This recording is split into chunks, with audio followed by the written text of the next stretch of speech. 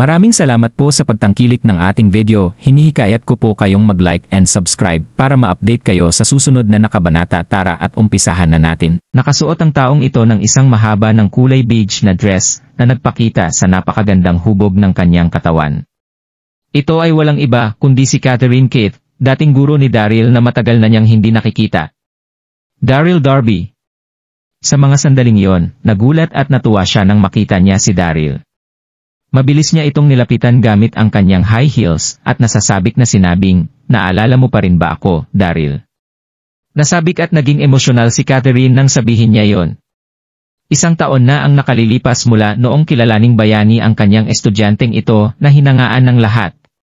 Natuwa siya ng husto sa kanyang puso dahil isa siya sa mga naging guro nito. "Naaalala kita siyempre, Miss Catherine. Paano po kita magagawang makalimutan?" Ngiti ni Daryl habang nakatingin kay Catherine. "Saan ka po ba pupunta at kinakailangan po niyong magmadali ng ganoon?" Higit isang taon na niya itong hindi nakikita, kaya tiningnan ni Daryl ang buong katawan ni Daryl habang sinasabi ang mga bagay na yon.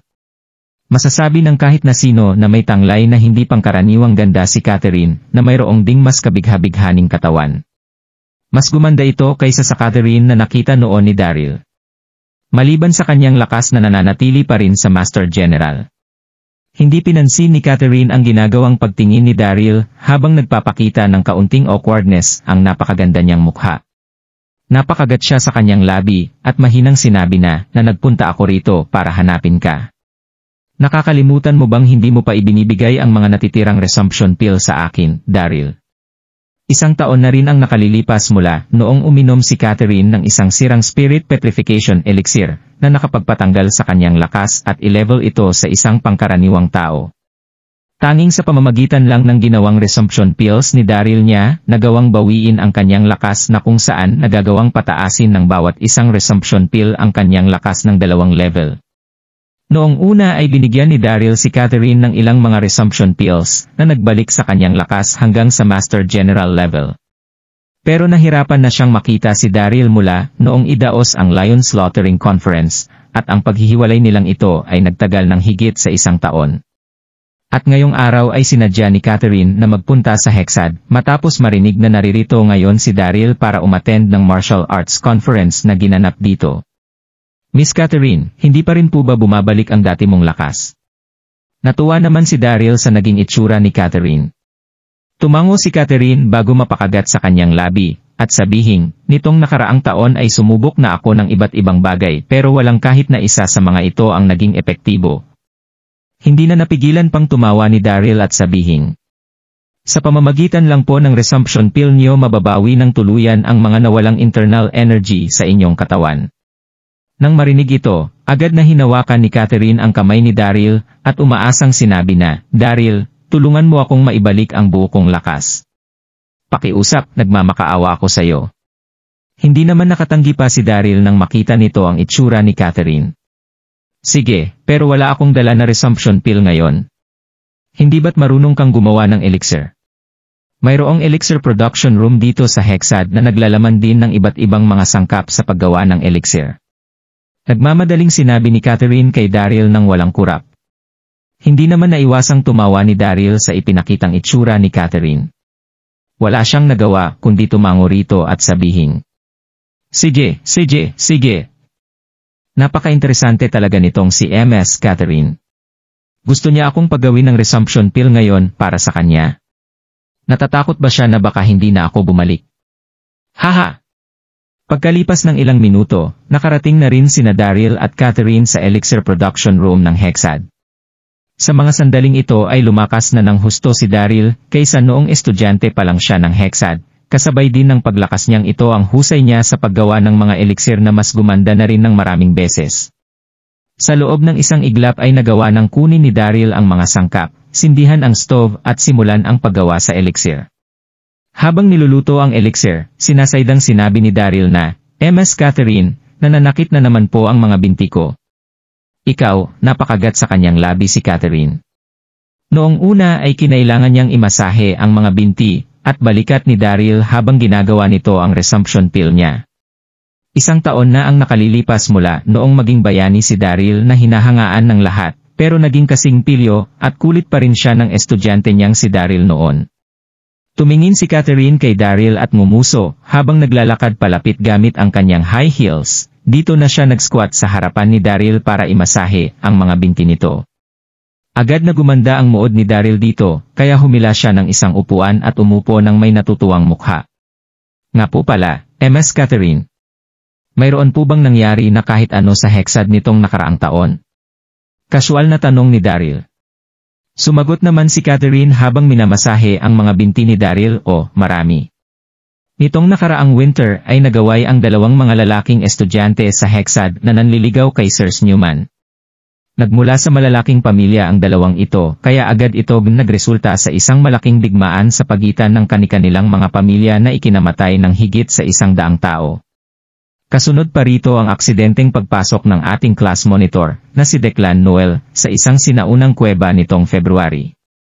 Nakakita siya roon ng napakaraming mga kayamanan na kanyang ginamit para mapalakas ang kanyang sarili. Nitong March naman, ngumiti si Catherine kay Daryl habang sinasabi ang mga bagay na iyon. Pagkatapos ng isang napakahabang sandali, ay narinig nilang dalawa ang tunog ng isang maliit na pagsabog habang naglalabas ang kaldero ng kulay berdeng usok. At pagkatapos ay agad na lumipad ang ilang mga resumption pills mula sa loob nito. Handa na ang mga elixir, Ms. Catherine, nakangiting sinabi ni Daryl habang binibigay kay Catherine ang mga pill. Tumayo naman si Catherine nang may nanginginig na katawan. Agad niyang tinanggap ang mga pills nang may hindi mapigilang pagkasabik sa kanyang mukha. Maraming salamat, Daryl. Hindi na nag-isip pa rito si Catherine, kaya agad niyang niyakap ng sandali si Daryl bago masayang maglakad palabas ng elixir production room. Nakaramdam lang ng kaunting amoy sa kanyang mukha si Daryl bago tuluyang mawala ang imahe ni Catherine sa kanyang paningin sa loob ng isang iglap. Siguradong nababahala na si Miss Catherine sa pag-inom ng mga resumption pill na iyon. Tawa ni Daryl bago maglakad palabas ng Hexad School. Habang nasa entrance kinuha ni Daryl ang kanyang cellphone para tawagan si Dax at tanungin kung saan naginuman ang mga ito. Sa mga sandaling ito, natigilan si Daryl nang maramdaman niya ang paglapit ng isang pumapatay na aura sa kanya. Swish! Dito na napalingon si Daryl at nakita si Aurora Hansen na nanguna sa ilang dosenang mga disipulo ng Emmy na mayroong hawak na mahahabang espada sa kanilang mga kamay habang lumalapit sa kanya mula sa malayo. Sa mga sandaling iyon ay hindi pa rin nagpapalit ng kanyang suot na jeans at masikip na pangitaas si Aurora na naklapagpa-sexy sa kanyang katawan. Tigilan mo na ang mga kalokohan mo, Daryl. Sinaktan mo ang junior sister kong si Abby's Mother Serendipity. Gusto mo na bang patayin ang iyong sarili bilang kabayaran nito o gusto mong ako pa ang gumawa nito para sayo? Nanlalamig na sinabi ni Aurora. Hindi nakagawa ng anumang pagkilos si Aurora sa martial arts conference kanina habang nasa harapan ng iba pang mga bayani. Pero agad pa rin niyang isinama ang kanyang mga disipulo para harangin si Daryl sa paglabas ng Hexad noong mga sandaling iyon. Paano nga ba nila ito hahayaang makawala sa kanilang mga paningin? Buwisit! Hindi na ito matatapos. Bulong ni Daryl sa kanyang puso. Dito na sumagot ng basto si Daryl, Master Hansen, sinabi ko na sa iyo noon na hindi ko pinatay si Abby's Mother Serendipity. Hindi ko rin alam kung nasaan na siya ngayon. Hindi naman naniwala si Aurora sa kahit anong sinabi ni Daryl at tumitig lamang dito bago nanlalamig na sabihing, huwag mo nang ipaliwanag ang iyong sarili, Daryl.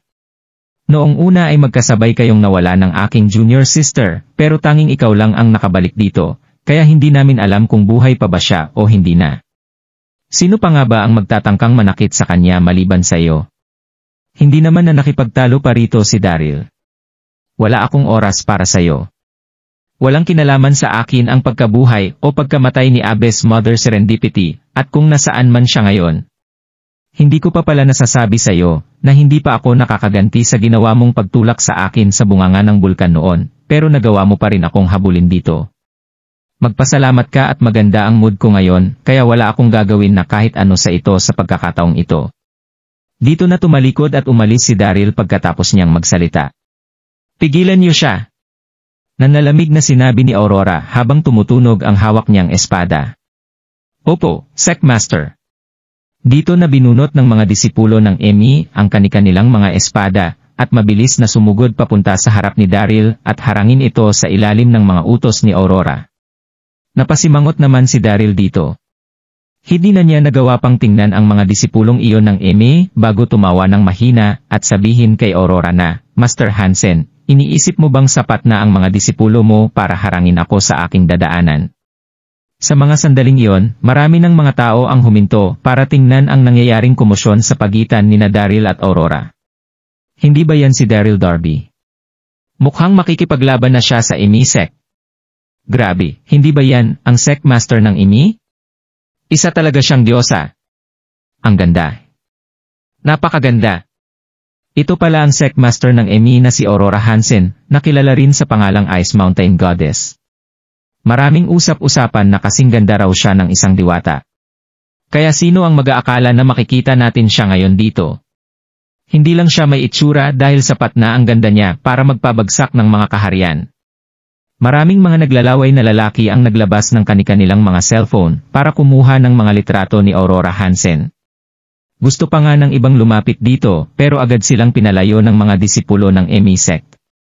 Hindi naman pinansin ni Aurora ang pinag-uusapan ng mga tao sa kanyang paligid habang nakatitig kay Daryl at nanlalamig na sinasabing, Daryl, huwag mong iisipin na makakaalis ka rito nang hindi ako nabibigyan ng kapanipaniwalang paliwanag tungkol sa pagkawala ng aking junior sister. Hindi naman makapagsalita si Daryl sa mga sinabi ni Aurora sa kanya. Dito na niya nakangiting sinabi na, Aurora Hansen, interesado ka ba talaga sa akin? Umalis ka ba kanina sa Hexad School para antayin ako rito sa entrance? Bakit? Gusto mo na rin bang maging asawa ko ngayong ako na ang Alliance Master ng World Universe? Masyado ka lang nahihiyang sabihin ang bagay na yon, kaya ginamit mo ang pangalan ni Abyss Mother Serendipity bilang dahilan para gawin ito tama. Ikaw, naghahanap ka na talaga ng ikamamatay mo. Dito na nakaramdam ng pagtaas sa kanyang enerhiya si Aurora na kanyang ginamit para sampalin ng malakas si Daryl. Buzz!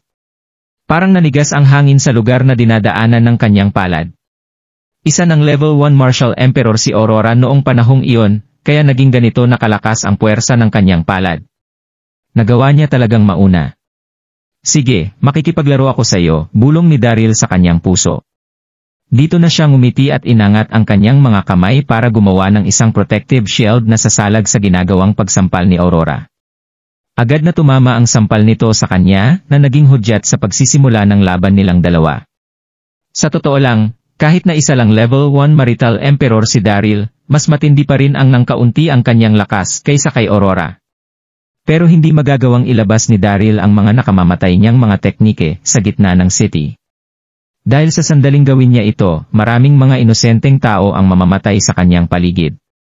Kaya hindi ginamit ni Daryl ang buo niyang lakas, at sa halip ay binunot na lang ang kanyang blood-drinking sword para gamitin ang celestial swordsmanship sa pakikipaglaban sa may hawak na mahabang espada na si Aurora. Gasp! Agad na nasabik at natuwa ang mga nagtipon-tipong mga tao sa nasasaksihan nilang eksena. Si Aurora Hansen, na isang makasaysayang goddess ng martial arts community na kasing ganda ng isang diwata. Kasalukuyan siyang nakikipaglaban kay Daryl gamit ang perpektong hubog ng kanyang katawan na nakapagpapalaki sa mga mata ng sinumang lalaki na titingin dito. Isa na itong napakalaking bonus para sa kanila. Sa loob ng isang iglap, nagawa na ng dalawang magpalitan ng 2 ng mga pag-atake. Hindi kagaya ni Daryl, hindi na masyadong inisip pa ni Aurora ang mga move na kanyang gagawin matapos maglabas ng napakalakas na intensyong pumatay. Habang si Daryl naman ay kasalukuyang gumagamit ng celestial swordsmanship na sinamahan ng puro niyang internal energy para salagin ang mga pag-atake ni Aurora at protektahan ang mga tao na nasa kanilang paligid. Kung hindi lang dahil sa ginawang protective shield ni Daryl, kanina pa siguro namatay ang mga taong nakikiusyoso ngayon sa kanilang paligid nang dahil sa seryosong internal injuries na tatamuhin ng mga ito sa laban. Hindi napansin ni Aurora na pinoprotektahan ni Daryl ang mga tao habang nilalabanan siya ng magkasabay.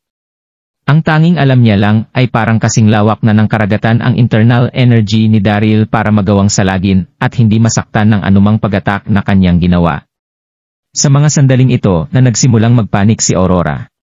Habang nagpapakita naman ng walang ganang itsura si Daryl habang nakikipaglaban, hindi niya syempre nakalimutan ang lakas loob niyang paghanga sa katawan ni Aurora. Aurora, sinadya mo ba talagang magsuot ng ganyan ka-sexy para sa akin? Nga pala, tinawag ako ng junior sister mo noon na si Abes Mother Serendipity na hobby. Gusto mo bang iparinig sa akin na tinatawag mo ako nito? Tumawa si Daryl habang sinasabi ang mga bagay na yon, habang kasalukuyang lumilipad sa gitna ng ere ang kanyang blood-drinking sword para salagin ang mga pag-ataking ginagawa ni Aurora. Gasp! Mas bumastos ng bumastos ang mga sinasabi ni Daryl na sinamahan pa niya ng iba't ibang kilos. Agad na nanlamig ang napakagandang mukha ni Aurora habang nagngingit-ngit na sinasabing, kinakailangan kitang patayin ngayon, Daryl. Haha! Mas lalong natuwa si Daryl nang makita niya kung gaano kagalit si Aurora habang nagpapatuloy sa kanyang pangaasar. Nagkakamali ka rito, Master Hansen. Alam kong hindi mo ako hinarang para ipaghiganti si Abes Mother Serendipity, kundi dahil may gusto ka sa akin. Kaya bakit pa natin pinapatagal ang labang ito? Kaya mo bang maging mas mahinhin sa harapan ko? Nang maisip ko na pwede nga kita na maging asawa. Manahimik ka! Dito na nagyelo sa sobrang panlalamig ang mukha ni Aurora. Siya ang sect master ng tinitingalang Emmy, na punong-puno ng panlalamig at purong pagkatao. Kaya paano siya magagawang ipahiya ng ganito ni Daryl?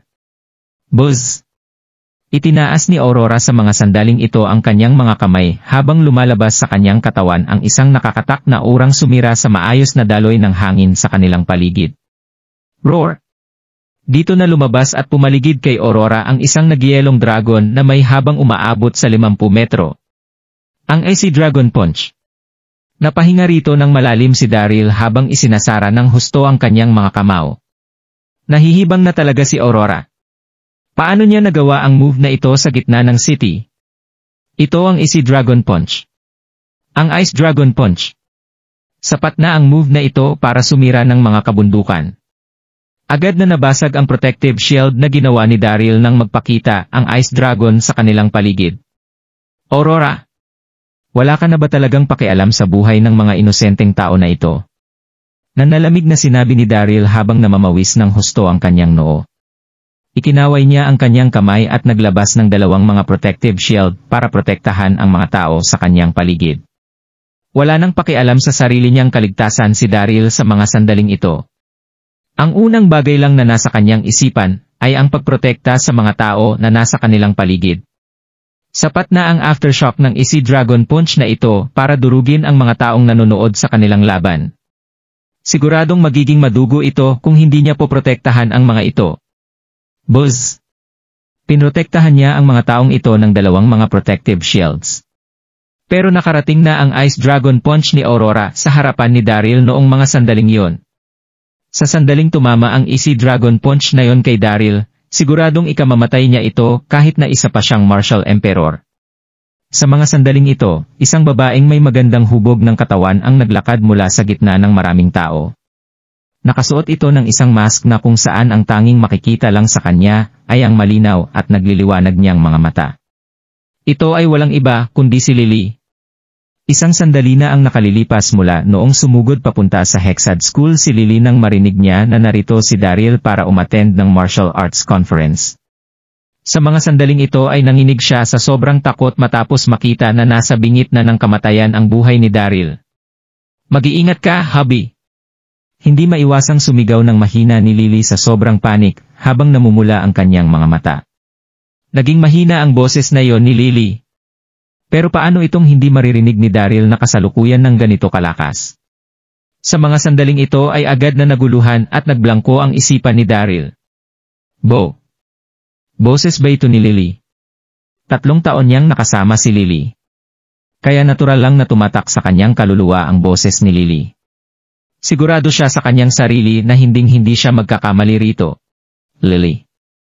Lily. Ikaw ba yan? Nasabik ng husto sa mga sandaling ito si Daryl. Sa mga sandaling yon, nasa harapan na rin ni Darly ang Ice Dragon Punch na ginawa ni Aurora. Klang! Sa sobrang panik ay agad na umiwas ng patagilid si Daryl at binuhat ang blood-drinking sword sa kanyang harapan para salagin ang paparating na dragon ni Aurora. Naging mabilis ang pagilag na ginawa ni Daryl. Pero kahit na nagawa niyang iwasan ang ulo ng dragon, hindi naman niya maiwasan ang buntot nito.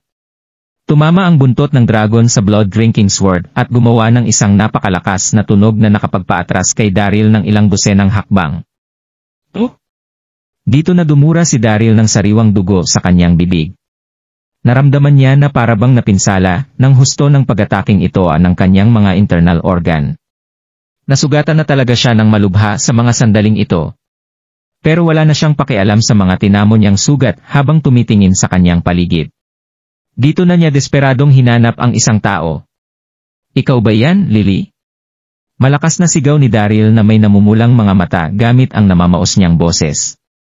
Sigurado si Daryl na si Lily ang nagsabi ng mga salitang, "Mag-iingat ka, hubby," sa kanya.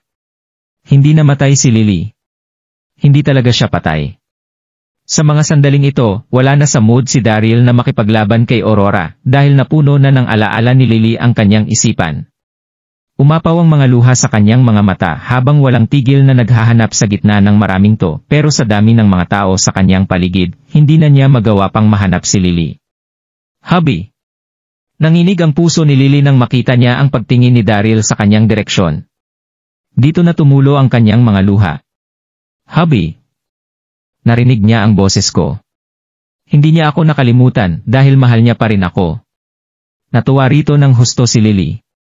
Gustong-gusto na niyang tumakbo para yakapin ang asawa niyang si Daryl. Pero agad na tinanggal ni Lily ang bagay na ito sa kanyang isipan. Hindi siya maaaring makita ni Daryl. Kasalukuyan pa siyang isang pangit na taong hindi magawang tingnan ang kanyang sarili sa salamin. Kaya paano siya magiging karapat-dapat kay Daryl? Siguradong matatakot din ito sa sandaling makita siya nito ngayon. Bumigat ang dibdib ni Lily habang iniisipan ng tungkol sa bagay na ito. Nainis siya at hindi makahinga habang tumutulo ang luha mula sa kanyang mga mata. Dito na siya tumalikod at sumiksik sa maraming tao bago tumakbo palayo. Pasensya ka na, hubby. Hindi kita pupwedeng makita. Hindi ko talaga kaya, punas ni Lily sa kanyang mga luha habang tumatakbo. Pero hindi pa rin ito napatigil ang kanyang pagiyak. Lily! Naghahanap pa rin ng husto si Daryl sa kanyang paligid. Pero hindi niya ito makita. Mamatay ka na, Daryl. Sa mga sandaling ito ay nagbigay ulit si Aurora ng isa pang sampal na puno ng internal energy papunta sa puso ni Daryl nang makita niyang distracted ito. Lumayo ka sa akin. Nababahala na ng husto si Daryl sa paghahanap kay Lily pero wala siyang nagawa kundi salubungin ang atakeng papunta sa kanya. Dito na niya nilabas ang kanyang galit sa pamamagitan ng kanyang internal energy, tumalikod siya, at sinalag ang pag-atake ni Aurora. Klang! Dito na nagtama ang dalawang mga palad na gumawa ng isang mababa at dumadagundong na tunog. Napaatras ng pag-ataking ito si Aurora ng ilang hakbang. Wala akong panahon na makipaglaro sa iyo ngayon, kaya huwag mo akong pilitin, Master Hansen, na nalamig na sinabi ni Daryl habang nakatitig kay Aurora. Wala na siyang pakialam pa sa labang ito, kaya ikinaway niya ang kanyang blood-drinking sword para mapaatras ang mga disipulo NGME bago tumalikod at maglakad papasok sa maraming tao. Lily, nasaan ka na? Lily, nanginig ang buong katawan ni Daryl habang nakatingin sa maraming tao. Pero kanina pa nakaalis sa lugar na ito si Lily. Lily! Bakit ayaw mong magpakita sa akin? Buhay ka pa? Sigurado akong buhay ka pa. Boses mo ang narinig ko kanina. Nanakit ang dibdib ni Daryl habang hindi na nag-iisip na sumugod papunta sa mansyon ni Lily. Ok ka lang ba, Master? Master, ok lang po ba kayo? Agad na pinaligiran ng mga nag-aalalang disipulo ng Emmy, si Aurora, nang makaalis si Daryl. Okay lang ako, nanlalamig na sagot ni Aurora habang tinitingnan ang likod ni Daryl. Dito na niya nanlalamig na sinabing bilisan niyong ipunin ang mga disipulo ng Emmy. Hinding-hindi ko mapapatawad si Daryl Darby. Opo. Sa kabilang banda, mabilis na tumakbo pa uwi ang nai-stress na si Lily. Habang nasa daan ay napuno ang kanyang isip ng mga bagay na tungkol kay Daryl habang walang tigil na tumutulo ang kanyang luha at naninikip ang kanyang dibdib na parabang sinaksak ng kutsilyo. Nasa harapan na niya ang taong pinakamamahal niya pero hindi niya pa rin ito magawang mayakap. Mas tumindi ng tumindi ang bigat sa loob ni Lily. Dito na niya sinisi ng husto si Mateo Hanson. Tumulo ng malakas ang walang tigil na luha sa mukha ni Lily. Kasalukuyang naglalaro ng kanyang phone sa sofa si Samantha nang makauwi si Lily sa kanila. Lily, mabilis na napatayo si Samantha nang makita ang pag-uwi ni Lily ng may namumulang mga mata, kaya hindi na nito naiwasan pang magtanong ng ano ang nangyari. Tinawagan ka na naman ba ni William para pilitin kang ibigay ang pera? Naging mapait ang itsura ni Lily pero wala siyang nagawa kundi pilit na ngumiti at iling ang kanyang ulo habang sumasagot ng hindi. Lily! Nandyan ka ba? Lily! Hindi na siya halos makapagsalita nang makarinig sila ng mga katok sa pinto. Ito ay walang iba kundi si Daryl. Hubby! Nagawa niya pa talagang magpunta rito. Dito na nadurog ang puso ni Lily. Nakaramdam siya ng napakatinding pagkabahala at pagkaantig sa mga sandaling ito. Napansin niya rin ang pamamanhid ng kanyang ilong habang tumutulo ang ilan pang mga luha mula sa kanyang mga mata. Ma, nandito si Daryl. Sabihin mong wala ako sa bahay, mahinang sinabi ng nagngingit-ngit na si Lily bago umakyat ng mabilis sa hagdan. Pasensya ka na talaga, hubby. Hindi mo ako maaaring makita ng ganito. Hindi talaga. Umaasa ako na mananatili akong maganda sa iyong alaala. Knock! Knock! Knock! Malakas na kumatok si Daryl at sa huli ay winasak ang pinto sa sobrang panik bago mabilis na pumasok sa mansyon. Sa mga sandaling ito, tanging si Samantha na lang ang natitirang tao sa hall. Nabahala at namawis ng husto si Daryl sa kanyang noo habang namumula ang kanyang mga mata. Dito na niya sinabing, Tita Samantha, nasaan po si Lily? Nasaan po siya? Nakabalik na po ba siya rito? Nasaan po siya? Nasaan po siya? Ikaw. Sa mga sandaling iyon ay nagulat ng husto at naguluhan si Samantha sa kanyang mga nakita. Mula noong maging bayani ng World Universe si Daryl, pinagsisihan na niya ang hindi magandang mga nagawa niya kay Daryl noon. Pero alam niya rin na tapos na ang tadhana sa pagsasama ni Lily at Daryl. Hindi pa rin nila mapililit ito kahit ano pa ang kanilang gawin, hindi lang talaga para sa isa't isa sina Lily at Daryl. Sa mga sandaling ito ay hindi na makilala sa sobrang pagkapangit ang mukha ng kanyang anak. Kaya mapapahiya lang din siya kung hahayaan niyang makita ni Daryl si Lily. Dito na huminga ng malalim si Samantha at sumagot ng wala rito si Lily. Wala rito si Lily? Sandaling natigilan si Daryl bago mabilis na sumugod papunta sa kwarto ni Lily sa ikalawang palapag ng mansyon. Dito niya napansing nakalok mula sa loob ang kwarto ni Lily. Bang! Bang! Bang! Kinalampag ni Daryl ang pinto at malakas na sumigaw ng, nasa loob ka Lily hindi ba? Bakit ka umalis doon kanina? Bakit ayaw mo akong makita? Habang sinasabi niya iyon, naramdaman ni Daryl ang pagbigat ng kanyang dibdib habang naluluha ang kanyang mga mata. Isang taon na rin ang nakalilipas. Inisip niya na namatay si Lily na nagdulot ng walang tigil na sakit sa kanyang puso sa sandaling maaalala niya ito. Sinisi niya rin ang kanyang sarili noong pakawalan niya ito noon. Hinding-hindi mangyayari ang mga bagay na ito kung hindi niya lang pinakawalan si Lily. Sa mga sandaling ito ay tuwang-tuwa si Daryl nang malaman niyang hindi pa patay si Lily. Ang tanging naiisip niya lang ay ang pagyakap ng mahigpit kay Lily at huwag na itong pakawalan pa. Magsasama sila habang buhay at hinding-hindi niya rin ito pakakawalan pa kahit na kailan. Habang nasa loob ng kanyang kwarto, sumandal si Lily sa kabilang banda ng pinto habang pinapakinggan ang mga sigaw ni Daryl. Naramdaman niya na parang dinudurog ang kanyang puso habang umiiyak ng malakas. Gustong-gusto na niyang buksan ang pinto para yakapin si Daryl, pero hindi niya ito magawa. Wala siyang lakas ng loob para gawin ito. Hub, Daryl! Sinubukan ni Lily na pakalmahin ang kanyang sarili. Gustong-gusto na niyang sumigaw ng hubby pero agad niya ring pinigilan ang kanyang sarili. Matapos ang ilang segundo ay huminga siya ng malalim at nagsalita gamit ang nanginginig niyang boses, huwag ka nang sumigaw, Daryl. Ayaw na kitang makita. Hindi na siya karapat-dapat pa para rito, kaya bakit hindi na lang niya ito hayaang sumuko sa kanya? Ano? Natigilan si Daryl ng isang sandali. Naramdaman niya na parang may isang invisible na taong sumuntok sa kanyang puso at namamaos na sumigaw ng, bakit? Bakit ayaw mo akong makita, Lily? Bakit? Sabihin mo sa akin. Nainis ng husto rito si Daryl habang namamaos na nagsasalita kay Lily. Isang taong namula noong matapos ang relasyon natin kaya huwag mo na akong hanapin ulit, naiintindihan mo.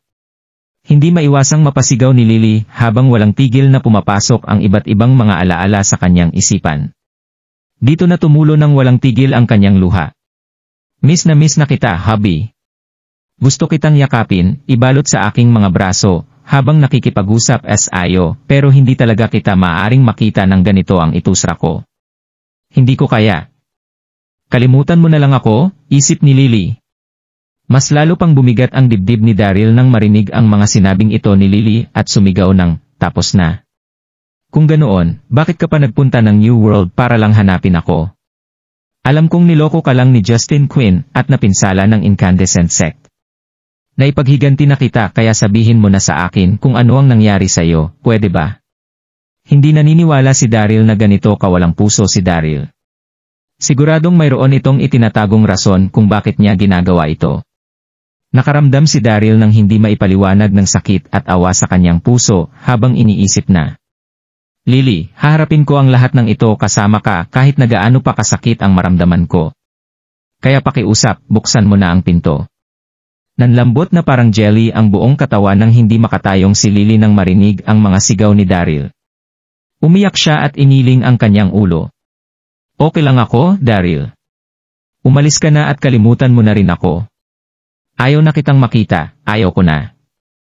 Humina ng humina ang kanyang boses hanggang sa huli. Umiyak siya ng napakalakas na parang mahihimatay na anumang oras. Sa mga sandaling ito, nasa bingit na ng pagguho ang mga depensang itinayo ni Lily sa kanyang puso. Pero nagnitngit pa rin ang kanyang mga ngipin habang pinipigilan ang kanyang sarili na buksan ang pinto. Natatakot siya. Natatakot siya na makita ni Daryl ang tunay niyang mukha kaya hindi na niya nagawang makita pa ito. Lily! Namawis ng malakas si Daryl sa kanyang noo. Madali niya siyempreng masisira ang pintuang ito. Pero kasalukuyang nasa likuran si Lily ng pinto. Ano na lang ang mangyayari kay Lily sa sandaling puwersahin niyang buksan ang pintuang ito? Lily, nagmamakaawa ako sa'yo, buksan mo na ang pinto. Nagmamakaawa ako sa'yo. Parang awa mo na. Sumigaw si Daryl habang sinusuntok ang pader ng ilang beses, habang lumuluha ng walang tigil. Klang! Kasabay nito ang pagkarinig ng lahat sa isang malakas na kalampag mula sa ibaba ng mansyon, bago maglakad si William at ang kanyang mga tauhan at malisyosong ngumiti kay Samantha. Dito na biglang nagising sa realidad si Samantha, at mabilis na lumapit sa mga ito bago sumigaw kay William ng, ano ang ginagawa mo rito? Suminghal naman si William ng, ano ang ginagawa ko rito? Nakakalimutan mo na ba? Sinabi ko nitong nakaraan na magpupunta ako ngayong araw para kolektahin ang pera. Isang lamon na kung kinakailangan ang mansyong ito kung hindi mo ako mabibigyan ng 50 milyon.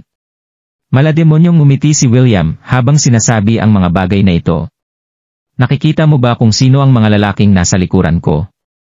Sila ang mga real estate agents na titingin sa mansyon nyo. Pagkatapos nito ay tumalikod siya para sabihin sa mga real estate agents na lumapit kayong lahat sa akin, hindi ba't kayo ang pinakamahuhusay sa industriya? Tingnan ninyo ang mansyong ito at magbigay sa akin ng estimated price para rito. Agad na nagpunta sa kwarto ni Samantha ang ilang mga real estate agent na may hawak na kani-kanilang listahan, nagsimula sa pagsusuri ng mansyon nang walang kahit na anong respeto kay Samantha nang utusan sila ni William.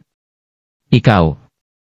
Sino ang nagsabi sa inyo na pwede kayong pumasok sa kwarto ko? Labas! Lumabas kayo! Wala kang awa, William Lindon. Pinaghirapan ng anak ko ang perang pinambili sa mansyong ito. Kaya hindi ito pagmamayari ng pamilya Lindon. Gustong-gusto na silang paalisin ng galit na si Samantha, pero isa lang siyang babae na walang kapangyarihan para gawin ito. Ngumisi naman si William at sinabing, sariling pera ng anak nyo? Nagtrabaho siya noon sa ating real estate, kaya hindi ba't pera rin ng pamilya ang perang kikitain niya rito? Umalis ka riyan kung ayaw mong ipatapon kita sa labas. Tumingin siya sa kanyang paligid habang sinasabi ang mga bagay na yon. Nga pala, nasaan na ang pangit niyong anak? Nagtago na naman ba siya dahil hindi niya magawang kumita ng pera? Umalis na kayong lahat. Umalis kayo! Sa mga sandaling ito, isang napakalakas na sigaw ang narinig mula sa ikalawang palapag ng mansyon, habang mabilis na bumababa ang nanlalamig na si Daryl. Wow, nagawa mo ring magtago ng lalaki sa bahay mo. Ako, bastos na itinaas ni William ang kanyang ulo. Dito na tumama ang kanyang paningin kay Daryl bago manginig at halos mawalan ng balanse. Daryl Darby. Mayroong mga usap-usapan na namatay si Daryl sa bunganga ng isang bulkan 1 taon na ang nakalilipas. Pero sinabi rin nila na hindi raw ito namatay at kasalukuyang nananatili sa mansyon ng mga Carter. Pero bakit siya naririto? Hindi ba't nakipag-divorce na siya kay Lily? Agad na nagising sa realidad si William matapos matigilan ng ilang segundo bago sabihin kay Daryl na, "Bakit mo ako sinisigawan, Daryl? Hayaan mong sabihin ko sa iyo na problema ito ng pamilya Lenjon, kaya wala ka nang kinalaman dito." Nabahala si William sa kanyang sarili habang sinasabi ang mga bagay na iyon. Hindi niya magawang tingnan ng diretso si Daryl matapos ng mga nagawa niya rito noon. Pero si Daryl ngayon isa ng Secmaster ng Elysium Gate na nagligtas sa buong World Universe noong atakihin sila ng New World. Isa na siya ngayong kilalang tao na may mataas na katayuan sa lipunan, kaya hindi na siya kagaya ng Daryl na nilalait-lait niya noon. Pero hindi pa rin ninerbiyos si William tungkol sa bagay na ito. Kahit mataas na ang estado ni Daryl sa mundo ng martial arts, wala pa rin itong karapatang mangyalam sa problema ng iba. Sa bagay, matagal na ring walang koneksyon si Daryl sa pamilya Lindon. Ano? Siya si Daryl Darby. Agad na nagulat sa kanilang narinig ang ilan sa mga real estate agent. Sino nga ba ang hindi nakakakilala kay Daryl Darby sa buong World Universe? Kilalang kilala at puno na ng reputasyon ang kanyang pangalan dito. Isinara ng husto ni Daryl ang kanyang mga kamao habang hindi nagpapakita ng kahit na anong emosyon sa kanyang mukha. Uulitin ko ang mga sinabi ko. Umalis na kayo. Naiinis na si Daryl nang hindi buksan ni Lily ang pintuan, kaya agad na lumabas ang galit na ito sa kanya nang makita niya ang paghahanap ng gulo rito ni William. Hula, nang marinig ang kanyang mga sinabi, hindi na nagawa pang huminga ng mga kasamang real estate agent ni William at agad na umalis ng mansyon. Pero hindi pa rin umalis si William habang namumutlang nakatingin kay Daryl bago sabihing, mapapasakamay na rin ng mga Lendon ang mansyong ito. Kaya anong karapatan mo para paalisin ako rito? Anong karapatan? Namula rito ang mga mata ni Daryl. 3 taon silang naging kasal ni Lily kaya nakita niya kung paano pahirapan ni William si Lily noong panahong iyon. Kaya wala siyang nagawa kundi harapin si William at ipagtanggol si Lily ng 3 taon. Sinabi ko na umalis ka. Sigaw ni Daryl habang mataas na inaangat ang kanyang palad at sinasampal ng malakas ang mukha ni William. Slap! Napalipad ng sampal na ito si William ng ilang dosenang metro, patalikod papunta sa entrance, papasok sa sala ng mansyon. Ikaw, natigilan si William ng sampal na ito habang nabablangko ang kanyang isipan. Tumayo siya habang hinahawakan ang kanyang mukha gamit ang isa niyang kamay at tumuro kay Daryl gamit ang natitira niyang kamay habang nanginginig na sinasabing, "Sige, Daryl. Ikaw." "Ako." Gusto pa niyang magsalita pero nakita niya ang dahan-dahang paglapit ni Daryl sa kanya. Mula sa malayo, naramdaman ni William na para siyang isang usa na hinuhuli ng isang predator na. Ano po ang nangyari, Tita Samantha? Bakit gusto niyang ibenta ang mansyong ito, at anong karapatan po niya para ibenta ito? Malinaw na naalala ni Daryl na binili ni Lily ang mansyong ito gamit ang perang kinita niya sa pag-livestream. Noong mga panahong iyon ay nagawang gumastos ni Daryl ng malaki para suportahan ang pag-livestream ni Lily. Hay, nang masabi ito ni Daryl, agad na napakagat sa kanyang labi si Samantha, at sinabing, nagkaroon kasi ng malaking problema sa pera nitong nakaraan ang pamilya Lindon, kaya pinuwersan nila si Lily na magbigay ng pera sa kanila. Ibinenta na ni Lily ang kanyang Worship of Crystal pero hindi pa rin ito naging sapat para sa kanila, kaya pinuwersan ni Daryl. Ang Worship of Crystal na yon ay ang unang regalo niya kay Lily. Paano nila nagawang puwersahin ng ganito si Lily? Tao pa ba ang mga ito? Dito na isinara ni Daryl ng mahigpit ang kanyang mga kamao habang tumutulo ang kanyang luha. Ibinaba niya ang kanyang energy field at sumigaw ng, "Lily, pupunta ako rito para hanapin ka araw-araw at makikipag-usap sa iyo kahit na sa likod ng pintong iyan kung ayaw mo na talaga akong makita. Hindi ko hahayaang magdusa ka muli mula sa araw na ito." Napuno ng galit ang kanyang mga mata nang matapos siya sa kanyang pagsasalita. Dito na siya tumalikod para umalis. Kinahapunan, sa mansyon ng mga Lindon. Kasalukuyang nakaupo si Grandma Lindon sa kanyang upuan, kasama ng higit sa 100 miyembro ng pamilya Lindon na nakatayo sa kanyang harapan. Malinaw na makikita ang masasayang ngiti sa kanilang mga mukha. Nagawa nang mag-transfer ni Lily ng 100 milyon kahapon sa bank account ng kanilang pamilya na nagresolba sa kanilang napipintong pagkalugi. Pero nitong nakaraan ay nakakita si Grandma Lindon ng isang hindi kalakihang project na gusto niya sanang simulan pero nangangailangan ito ng kapital na nasa 10 hanggang 20 milyon dollars, kaya agad niyang inutusan si William na magdala ng ilang mga tauhan para puwersahin si Lily na ibenta ang kanyang mansyon. Magagawa nilang mag-invest sa project na ito sa sandaling makuha nila ang pera mula sa pagbebenta ng mansyon ni Lily. Siguradong kikita rito ng malaki ang pamilya Lindon. Para naman sa pangit na kapamilya nilang si Lily, wala na silang pakialam kung may bahay pa ba titirhan o wala na. Sa mga sandaling ito ay kasalukuyang naghihintay ang buong pamilya Lindon, kasama ang pinuno nitong si Grandma Lindon ng magadang balita. Grandma! Sa mga sandaling ito, isang sigaw ang kanilang narinig sa entrance ng mansyon, na sinundan ng pagpasok ng hinihingal na si William. Pulang-pula ang kalahati ng kanyang mukha, at may bugbog saradong mga mata na para bang binugbog ng ilang tao. Ano ang nangyari sa mukha mo, William? Natigilan at napatayo sa kanyang nakita si Grandma Lindon. Agad na napatingin ang mga nakapaligid na miyembro ng pamilya Lindon kay William. Malinaw na nabugbog ito sa labas. Sino ang nanakit sa inyo, William? Sino ang naglakas loob na manakit sa isang miyembro ng pamilya Lindon? Ang lakas ng loob nila. Hampas ni Grandma Lindon sa lamesa. Si William ang paborito niyang apo kaya agad siyang nagalit nang makita niya kung gaano katindi ang tinamo nitong bugbog. Nakaramdam si William ng pagkaapi sa pag-aalalang ibinibigay sa kanya ng pamilya Lindon, kaya agad itong umiyak habang sinasabi na, Grandma, nagdala ako kanina sa mansyon ni Lily ng ilang mga tauhan para hingin ang pera pero nakita ko roon si Daryl Darby. Hindi ako nagsalita ng kahit na ano pero nagawa pa rin niya akong bugbugin. Tingnan po ninyo kung gaano katindi ang pambubugbog na ginawa niya sa akin. Grandma, bigyan niyo po ako ng hustisya. Ano? Si Daryl Darby. Nakaramdam ng matinding tensyon sa kanyang dibdib si Grandma Lindon noong mga sandaling yon.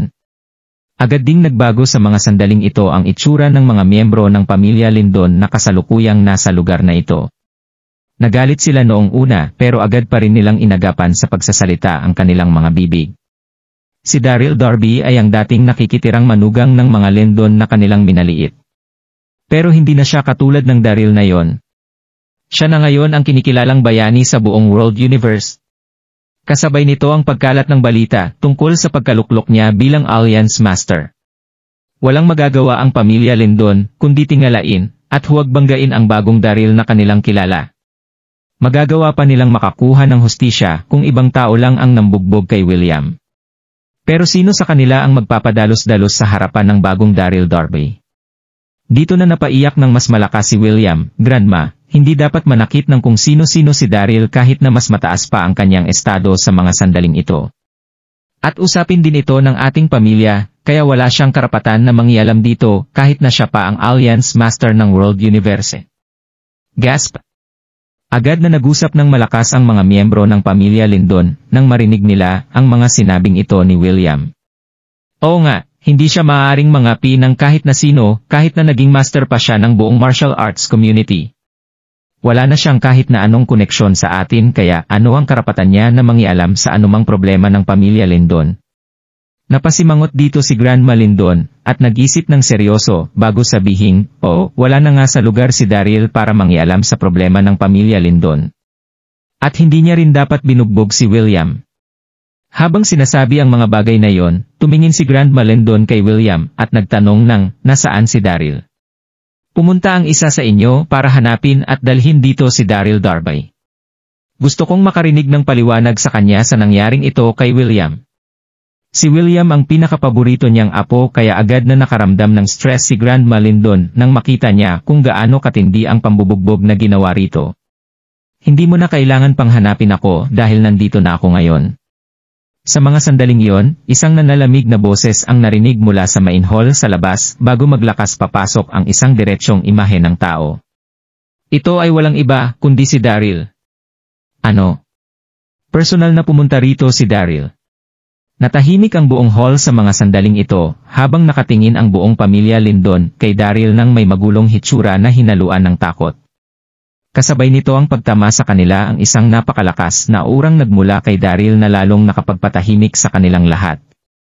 Naramdaman nila na ibang-iba na ito sa Daryl noong nakaraang taon na isang talunan na maaari nilang lait-laitin at insultuhin. Dari. Sa mga sandaling ito, si Grandma Lindon ang unang nagising sa realidad at nanlalamig na nagsabi kay Daryl ng, "Ano ang ginagawa mo rito?" Matagal na rin ang naging buhay ni Grandma Lindon, kaya hindi na maikukumpara ang kanyang karanasan sa karanasan ng batang henerasyon.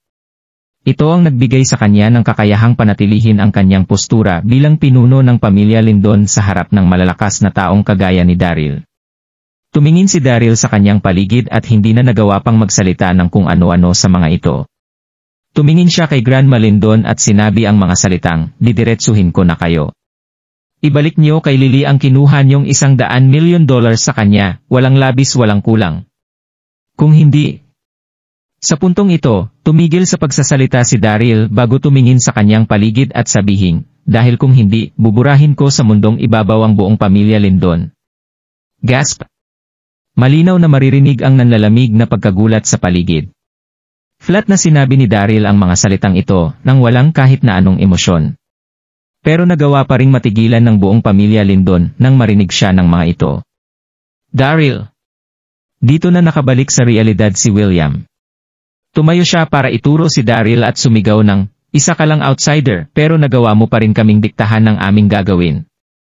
Mayroon pa ba talagang hustisya sa mundong ito?" Agad namang nadyekyo ng pagsangayon ang mga nakapaligid na miyembro ng pamilya Lindon sa kanyang paligid. "Oh, wala ka na ngang kahit na anong relasyon sa aming mga Lindon.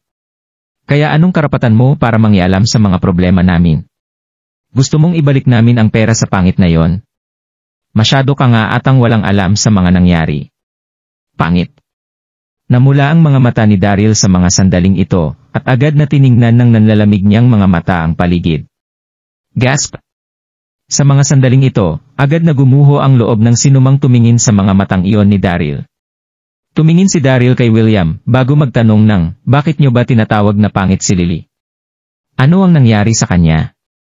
Hindi naman sumagot si William habang mamaatay-matay sa takot matapos makita ang mga mata ni Daryl. Paano niya magagawang magsalita ng kahit na ano sa mga sandaling ito? Daryl. Pagkatapos ng napakahabang panahon, nanginginig na tumayo si Grandma Lindon gamit ang kanyang tungkod. Tumingin siya kay Daryl at walang emosyong sinabi na, "Hindi ka na katulad ng dati, Daryl. Mataas na ngayon ang katungkulan mo bilang bagong Alliance Master ng World Universe. Kaya magagawa mo nang wasakin ang buong pamilya Lindon gamit ang kasalukuyan mong lakas." Dito na nagbago ang kanyang tono. "Pero kinakailangan mo pa ring ilagay sa rason ang lahat ng bagay na gagawin mo. Hindi ka na manugang ng mga Lindon at wala ka na ring koneksyon kay Lily. Kaya wala ka nang pakialam sa aming mga problema. Hindi ko ibabalik sa kanya ang $100 million, kaya umalis ka na." Ninerbyos ng husto si Grandma Lindon nang sabihin niya iyon. Sa bagay, mayroon pa ring Elysium Gate si Daryl kaya sapat na ang isang utos mula rito para burahin ang buong pamilya Lindon sa mundo. Pero naniniwala si Grandma Lindon na hindi gagamit si Daryl nang wala sa lugar na pamamaraan dahil agad siyang kukondenahin ng buong martial arts community sa sandaling gawin niya ito.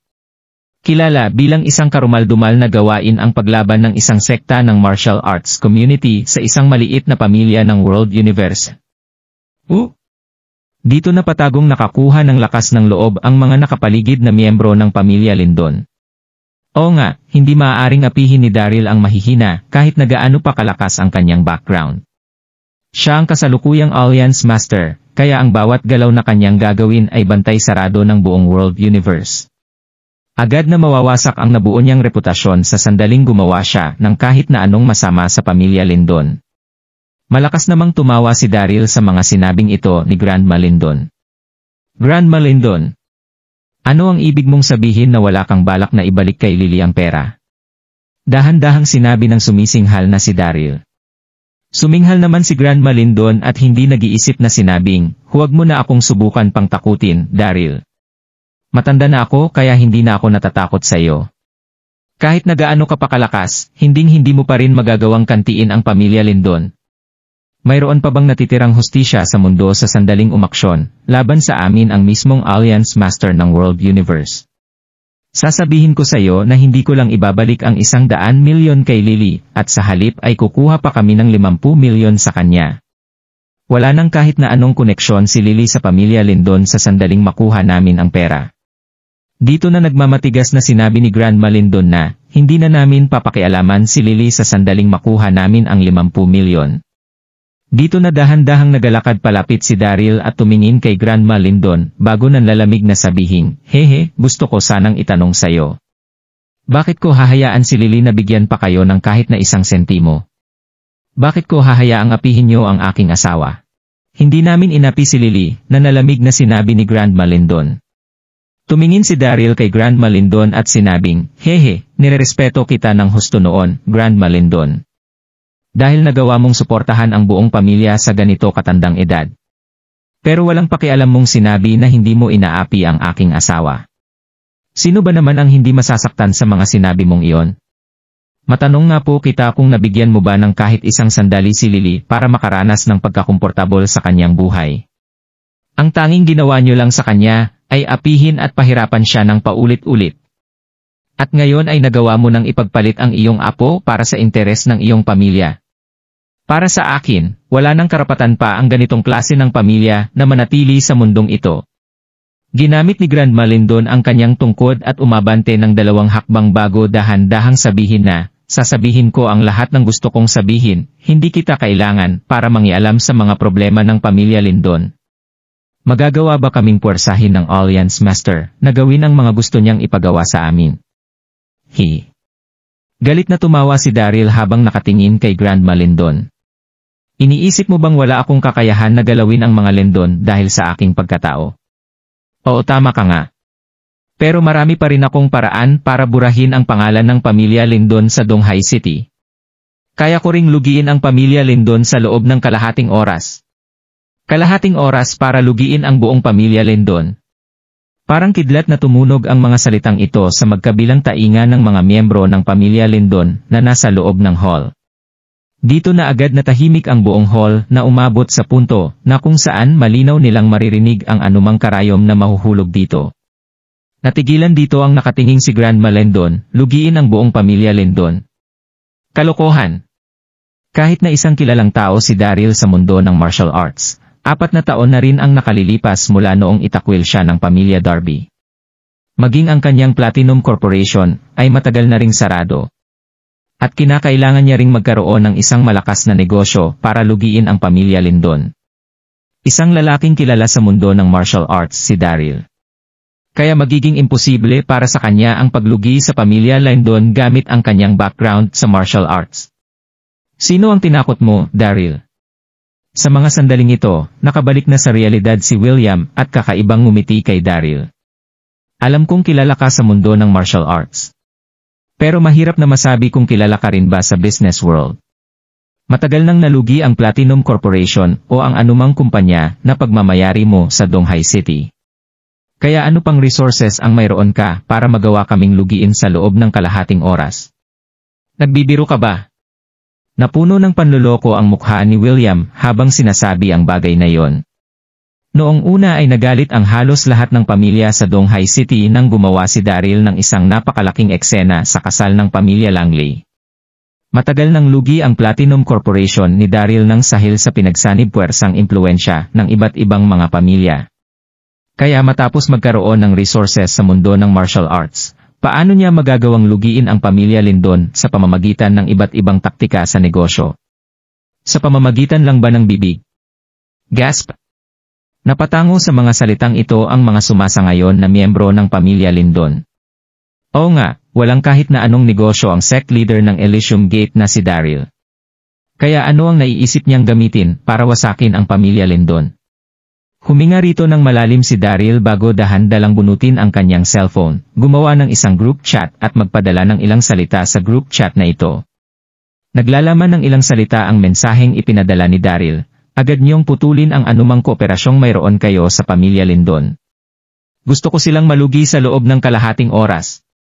Ding! Ding! Ding! Sa mga sandaling yon, walang tigil na nagring ang cellphone ni Daryl. At sa loob ng ilang segundo ay nagawa niyang makatanggap ng 2 ng mga mensahe sa naglalaman ng 2 salita. Okay, sige.